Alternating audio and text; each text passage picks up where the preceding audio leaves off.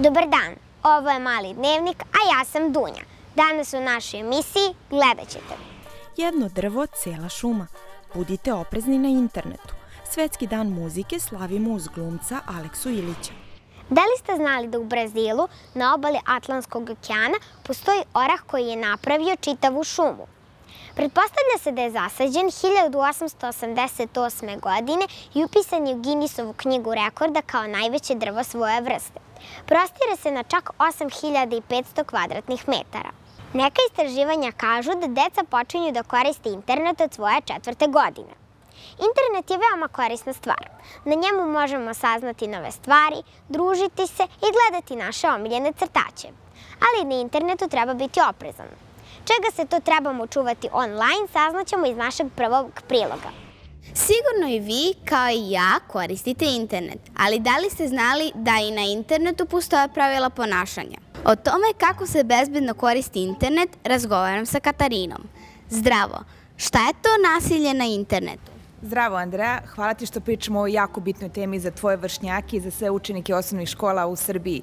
Nasilje na internetu, kao što mu ime kaže, jeste nasilje koje pre svega učenici osnovnih pa i srednjih škola trpe dok koriste mobilni telefon, laptop, računar, tablet i slično.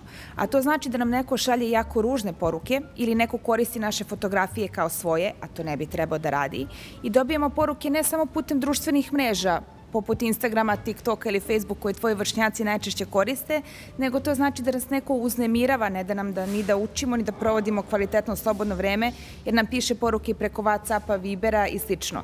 Kako deca da na bezbedan način koriste internet? Kao što su nas roditelji učili kada smo bili jako mali, nemoj da pričaš sa nepoznatim ljudima na ulici. Nemoj da uzimaš slatkiše od ljudi koje ne poznaješ. Isto ta neka pravila koja važe kada smo bili baš mali, važe i u ovom virtualnom svetu, odnosno na društvenim mrežama i na internetu. A to između ostalog znači da ne smemo da komuniciramo sa ljudima koje ne poznamo. Koji je vaš savjet deci? Ja bih voljela da tebi poklonim jednu malu knjigu, a to je kako zapravo da budeš bezbedna na internetu.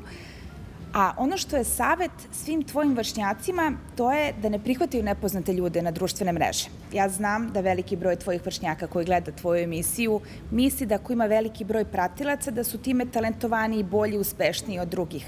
Ali to znači da nepoznate ljude puštamo u svoj svet, a to nije dobro. Moramo prosto da poslušamo naše roditelje kada nam kažu da ne treba mnogo da provodimo vremena ispred računara i mobilnog telefona, kada nam kažu da preterujemo video igricama, oni to zaista rade za naše dobro. Hvala Katarina i hvala na poklonu.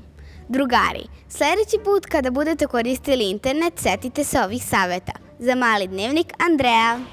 Juče je u cijelom svijetu proslavljen Dan muzike.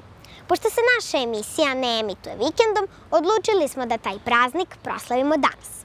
Mi mislimo da ne postoji bolji način da započnete ponedeljak nego uz pesmu. Zato smo u pomoć pozvali glumca iz pozorišta mladih iz Novog Sada, Aleksu Ilića.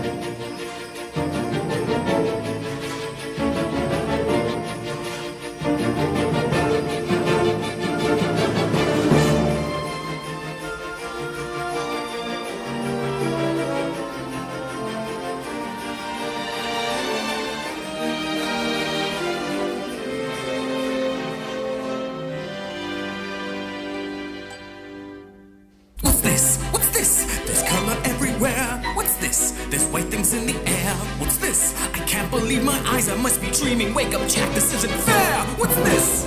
What's this? The monsters are all missing and the nightmares can't be found. And in their place there seems to be good feeling all around. Instead of screams I swear I can hear music in the air. The smell of cakes and pies are absolutely everywhere. Christmas Town? Ako još niste naučili da vozite rolere, obavezno pratite našu rubriku Sport ove nedelje. Sigurno će vam pomoći.